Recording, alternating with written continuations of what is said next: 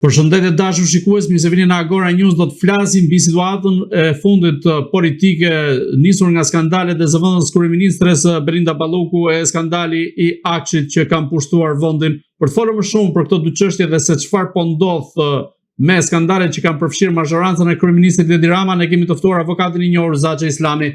Zoti Islami, përshëndetje. Përshëndetje, faleminderit për ftesën. Përshëndetje dhe gjithë politikutëve tuaj.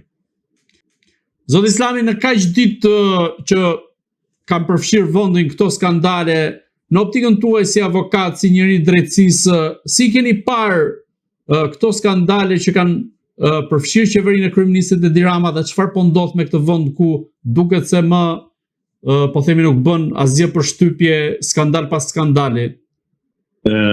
Praktikisht ne mësuam tani me skandale. Kemi 30 sa vjet që jetojmë me skandale, nuk është skandali pare, shpresoj të jetë i fundit i kësaj Ballukës. Pse e them këtë? E them sepse në fundit ne asnjëherë s'kemi bërë zgjedhje të lira, asnjëherë s'kemi zgjedhur, kemi votuar por nuk kemi zgjedhur. Pra na është imponuar një kast politike, një establishment antikombëtar, antishqiptar dhe establishment që u shërben interesave tuaja. Do marr vetëm një fakt. Bie u njoftua që Shqipëria ka marrë raketa antiaerore nga Shtetet e Bashkuara të Amerikës. Ministri mbrojtje kemi atë lëngun. Piero Vangu. Dhe zëvendës ministrit të mbrojtjes kemi djalin e tezës tij. Pra dy grek, dy qytetar shqiptar me shtetësi dhe kombësi greke që drejtojnë Ministrinë e Mbrojtjes së Shqipërisë. Çfarë? S'është gjë skandali Ballukës në krahasim me këtë. Se këtu kemi të bëjmë me pavarësinë kombëtare. Balluka në fundit ka marrë ca para dhe ka dhënë ca para dhe do t'i lër aty, do t'i ktheja gjithçka zgjidhet. Me këtë çfarë do bëjmë? Me këtë skandal, mega skandal. Që në qeverinë shqiptare, Ministrinë e Mbrojtjes, në sekretet e shtetit, sekretet e mbrojtjes shqiptare, kanë shkuar të tëra në Athinë. Atëre, qa prisni më të ndodhë në Shqipëri?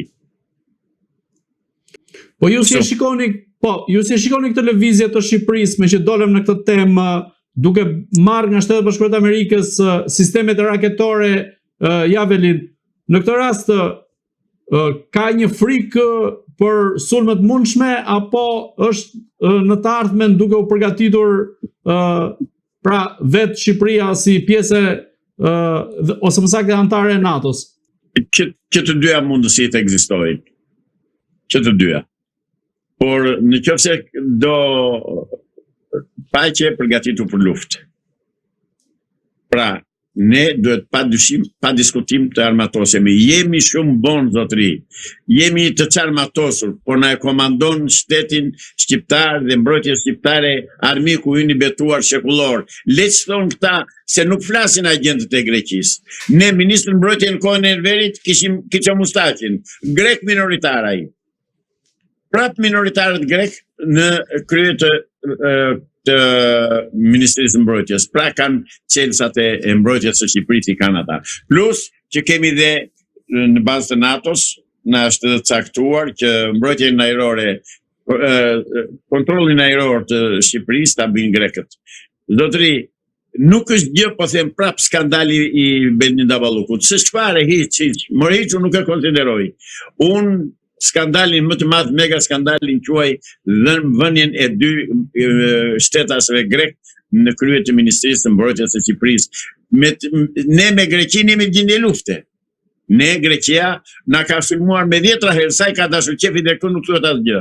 Në asnjë libër shkollor nuk gjenden sulmet që ka bërë Greqia, qoftë më 1897 që quhet ka marrë emrin Betejë e Lëkurësit, që janë në anijet greke dhe sulmuan në Lëkurës, qoftë më mbrapa në 1914, qoftë në 1920, qoftë në sot e kësaj dite. Ne jemi në dorë të tyre.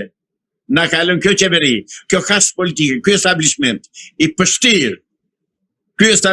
pështirë, na ka lënë në dorë të grekëve. Ndaj unë them shqiptarëve çohuni. Çoni more të vdekurit pa mbuluar, çoni se po na shkelin me lumrat e Ballkanit.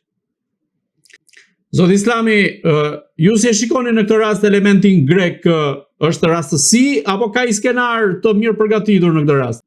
Është shumë e mirë e përgatitur dhe shumë e studiuar. Dhe e vendosur me kohë, është vendosur që në 2012, në 1912. Greku ka vazhdimisht dorë në pushtetin shqiptar, në qeverinë shqiptare, në tokën shqiptare. Por të mos ona tjetër pasaj që ne të gjithë ekonominë ka Greku në dorë. Ne jetojmë me domatet e Grekut, me frutat e Grekut, me specat e Grekut, gjithçka të Grekut dhe buqit tanë nuk i subvencionon shteti, sepse duhet që të blejmë deputetët tanë kuisling, deputetët e pamoral të paci, që bëjnë biznese me Greqinë dhe godasin prodhimin vendas. Pra të kthehemi te Balluku që më bëre pyetjen që në fillim. Pam. Pretendon ajo zonja që ka qenë në ministri me Balluku, që është e pandehur tani, pretendon që i zbër presion që të firmosi. Për çfarë thot ato ajo? Edhe këta që i pranojnë ato lloj deklarimesh e kanë mendjen në vend? Zotëri, jemi në demokraci, në fundit jemi të lirë. Në qoftë se e shikojnë që ministria të detyron që të hedhësh firmën për në një objekt, në një dokument për të cilin ti nuk je dakord, pare thjesht, dorë heqen, haj mirupafshim. Po u pëlqejnë kur marrën ato benefitet edhe ato mbrojtjet nga shefat e tyre. Dhe tani ka patur psinë thot, më kanë intimiduar kolegët, zonjë, të intimiduan dilbresh ai, jep dorë heqen, haj mirupafshim. Kështu bëjnë njerëz të ndershëm. Po nuk është ajo është më përlyer se Ballukja. Dhe Ballukja di kujt i ka thënë firmose. Pra ju mendoni se varësia e Ballukut është sjell njësoj si Balluku kundrejt Edi Ramës? Absolutisht po. Zoti Islami, çfarë po ndodh në këtë rast me Belinda Ballukun? Ku është zhdukur? Se ndërkohë Spaku i është drejtuar kuvendit për t'i hequr imunitetin dhe mandatin e deputetes dhe më pas për t'i hapur rrugën arrestimit, ndërkohë opozita dhe mazhoranca duket se kanë rënë në një mendje për ta bllokuar këtë kërkesë të Spakut, po themin thonjza. Në këtë rast Spaku po shkon drejt arrestimit të Belinda Ballukut apo do të pres gjykatën kushtetuese në janar? Kur ta gjejnë do ta arrestojnë. Gojtë e Liga thonë që ka ikur. Gojtë e Liga nuk ndodhen në Shqipëri. Gojtë e Liga kështu thonë. Unë këto informacione më vinë, se sa janë të vërteta nuk e di, ato e di shteti. Shteti e di ku është. Edhe ato t'i lënë, edhe Spaku t'i lërë ato, edhe Ministri e Brendshme edhe qeveria. Shteti e di mirë ku është. Ato t'ua thonë ignorantëve, po jo njerëzve që kanë pes para haber nga ligjet e shtetit dhe nga organizimi i shtetit. Gjithsesi ndaj saj ka një masë për mos dalë jashtë vendit, duke i bllokuar pasaportën, kështu që në këtë mënyrë i bie që të jetë brenda vendit dhe jo jashtë vendit. Pra, ju bazoni të pasaporta, po ka 20 pasaporta, ka greke, ka shqiptare, ka drejtme të biri. Po vështire ka të marrë pasaport greke, ajo greqizi ka shërbyer i shërben. Jo zotëri, jo. Ka shumë mundësi që ajo të jetë në Greqi. Ka shumë mundësi, nuk e di sa është e vërtet. Do shohim, do presim.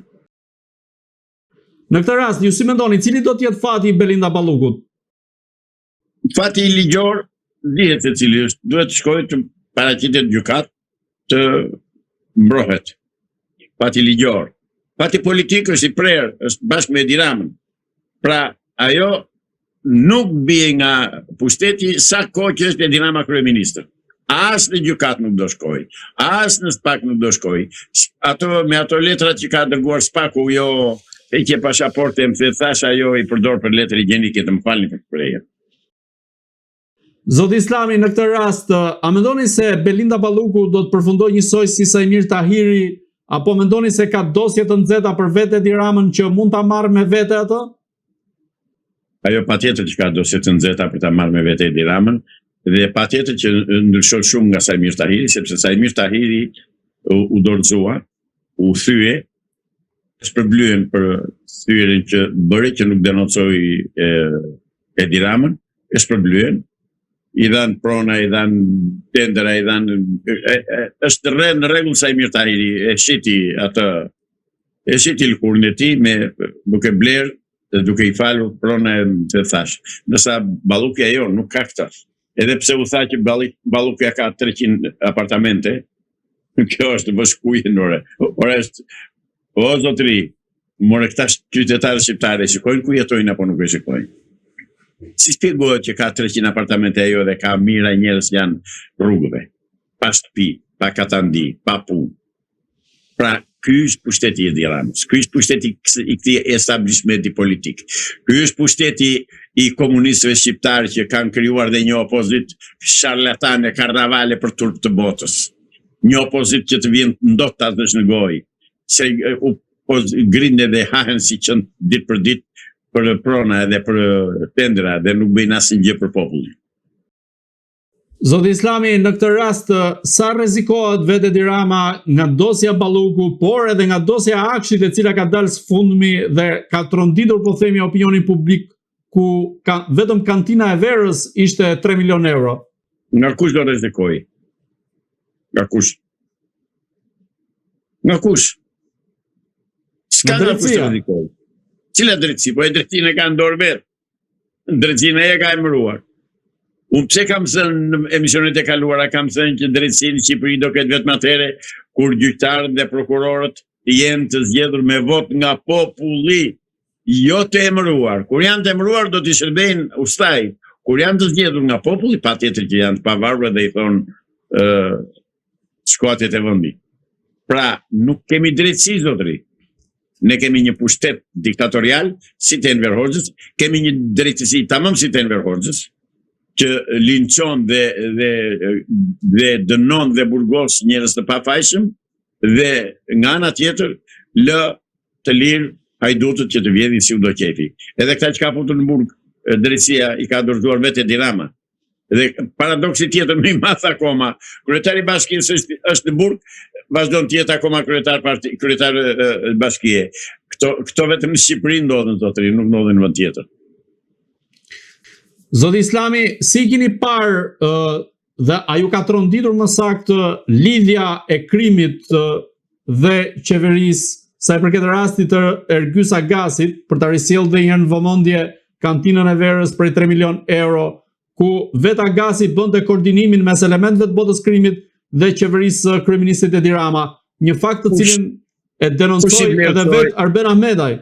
Po ku ka verë me 3 milion euro, që bëni kështu. Po dhe verat ato shishet e verës së Titaniku të ishin, që kanë 200 vjetë që janë groposur, nuk do bëjnë 200 euro, ashtu 30 milion euro, që bëni kështu. Jo më jo këta të sheteme që unë si besoj njërë. Jo, i ka vlerësuar Spaku, sipas dosjes së Spakut, vetë kantina e verës e cila vinte nga Franca, pra e në cilësie të lartë, është vlerësuar e gjitha 3 milion euro. Por nuk është ky thelbi. Thelbi është që si e shikoni që Ergjys Agasi bënte lidhjen mes botës së krimit dhe vetë qeverisë së kryeministit Edi Rama. Në çfarë vendi po jetojmë në këtë rast? Në vendi që komandon që qeverisë krimi, kryekriminalit Edi Rama. Ergjys Agasi edhe Agasit e tjerë, Agasit e tjerë janë reglat e Edi Ramës. Jo zotëri, jo, qeverisë krimi në Shqipëri. Nuk ka në Shqipëri shtet. Nuk ka drejtësi, nuk ka demokraci, ka një rumpall që bredhin dhe blegrin dhe fitojnë dhe vjedhin hajdutët dhe matrapazët. Ky është shteti shqiptar. Po cila është zgjidhja në këtë rast? Përmbysje. Të ngrihet popullit ta përmbysi. Zgjidhje tjetër nuk ka. Me votë këta nuk ikin. Është e pamundur. Mos e mendoj njeri të ikin me votë. Berisha ka deklaruar se de facto e ka rrëzuar kryeministrin Edi Rama. Çfarë po bën Berisha në këtë rast? Ç'ma dhën goja të kloun cirku, ai është bërë si kloun cirku. Ai është bërë tani tamam, është bërë karagjos fare. Ç'a ka rrëzuar ai? E ka rrëzuar thotë. De facto e ka rrëzuar. Tani mbetet vetëm de juro. Kë ka rrëzuar more? Ramën. Po si gjenjen kështu ai? Po dhe ju e thoni këtë, mos ma thuaj mua të pakën, të lutem se na ul vlerat e inteligjencës tani. Ka rëzuar, çka ka rëzuar? Pra, Zotëri, nuk e ka, jo vetëm që nuk e ka rëzuar, po ai po e mban në pushtet Edi Ramën, ai po e mbështet, ai se ata bashkë i ndajnë pronat, bashkë i ndajnë pallatet, bashkë i ndajnë trojet, bashkë i ndajnë vjedhjet, bashkë i ndajnë të tëra. Se s'ka folur ndonjëherë ai ashtu quajtur opozitar, ai tradhtari i pa fytyrë i popullit, ai kriminal, se është kriminal Sali Berisha. Ka vrarë. Se s'ka folur ndonjëherë për pronat. Se s'ka folur ndonjëherë për 1.751. Po tha prap po të kisha mundësi prap do ta votoja, tha se nuk do ringjallim latifondistët. Ai është krye kriminal, ai është hajdut kriminal, bandit i ka të tëra të zezat. Edhe ju ma banin për kryetar opozite. Zoti Islami, çfarë po ndodh vërtet me Berishën, sepse ai premtoi që do të protestojë para kryeministrisë dhe nuk do të largohet që aty. Ndërkohë shkoi, protestoi, ndej 3 orë dhe më pas iku së bashku me deputetët e tij dhe me demokratët. Iku me bisht në shal, themi neve ande nga Kurvelesi. Ai iku me bisht në shal, sepse ai pa që atje ishin pjesa më madhe të shquajturve demonstrues ishin të dërguar nga Edi Rama dhe nga patronazistët e dy palëve. S'kishte popull atje. Kështu. Po në këtë rast si e shikoni fatin e opozitës në vetvete? A mund të ndryshojë pushteti me këtë lloj opozite? Absolutisht kurrë në kurrës. Jo. S'është opozit. S'është opozit, por nuk e mbështet populli. Populli nuk gjen veten tek ata. Ta shquajtur opozitar, nuk e gjen veten. Megjithatë ka i kundërshtar të flakt i cili po qëndron çdo ditë para kryeministrisë, madje edhe gjatë netëve të ftohta, siç është Adriatik Lapaj. Ai tek pulla, ai juristi i Sorosit, edhe që ka i flakt ai. Po ju ka që gjë duhet ta llogarisni vet ju gazetarë se ju një djem të mëndshëm, nuk jeni që tani sa puni për djathtë. Pranoi Edi Rama që të shkonte te zonë e lirë dhe të bënte debat me Adriatik Lapaj. Se zoti i madh, ku jemi, ku po shkojmë. Që përfaqësonte Adriatik Lapaj që e pranoi ai atje për opozitë. Pse nuk thret mua për opozitë, qoftë ai qoftë Saliu. Të më tharasin mua ta bëjnë me mua dialogu, zotëri.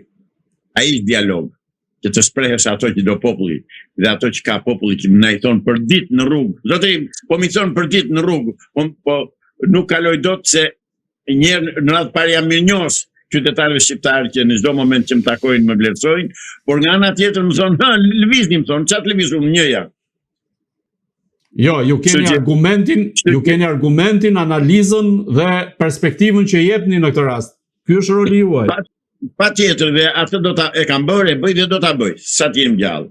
Pra, i ashtu quajturi opozitar, se është opozitar ai zotëri. Se shpare opozitar ai. Ai që vuri tezën e tij kandidate në listë në vend të parë në listë. Çan këto më. Po me të vërtetë ka shqiptar që e han atë kokrulli.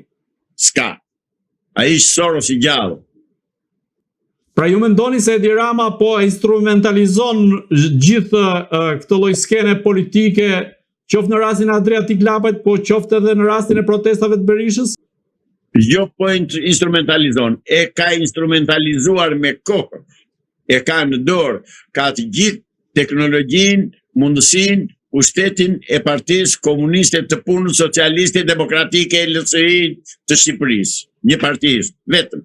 Partia e Punës. Edhe i ka të tërë ndora ai. Në këtë rast, ju si e shikoni vetë fatin e Edi Ramës, a do t'jetë ai personi ose më saktë kryeministri që do të goditet nga sistemi i drejtësisë apo nga vota e qytetarëve? Ai po do goditet vetëm nga vota e qytetarëve, sistemi i drejtësisë ka të tërë të tjerë. Unë pres dhe ne themi një fjalë. Populli shqiptar thot një fjalë turp dhe shumë të mirë. Është emëruar kryetari i ri i Spakut. Pam. Dhe unë dua të them një fjalë. Notari duket në të dalë të lumit, jo në të hyrë. Do ta shohim çfarë do bëj. Do ta shohim, s'kam shpresë se do bëj gjë, sepse është prokurori që na shpiku termin falsifikim intelektual, po megjithatë, ndoshta nga ata që komandojnë SPAK-un dhe BKH-n sot, janë të tërë të FBI-s amerikane me qa shofune dhe me qa na thonë, do bëj detyrën. Shpresoj që se Siri dhe Siri që është ai duhet të shikoj përpara, jo të kthehet mrapa. Dhe të mos dëgjoj që thot babataku i çantës së vezës, që vajte edhe grabiti zyrën e tatimeve në Tiranë. Mos i harroni këto. Zoti Islami dhe po. Pra, shpresoj që ai të nxjerrë mësime nga të kaluarat, nga të kaluarit, nga persona që kanë në gjurmë të këqija në politikën dhe në drejtësinë shqiptare dhe të zbatoj ligjin, se i ka të tëra mundësit, i ka gurin dhe arën dorë ai, si mungon gjë, vetëm po nuk desi. Kurdo.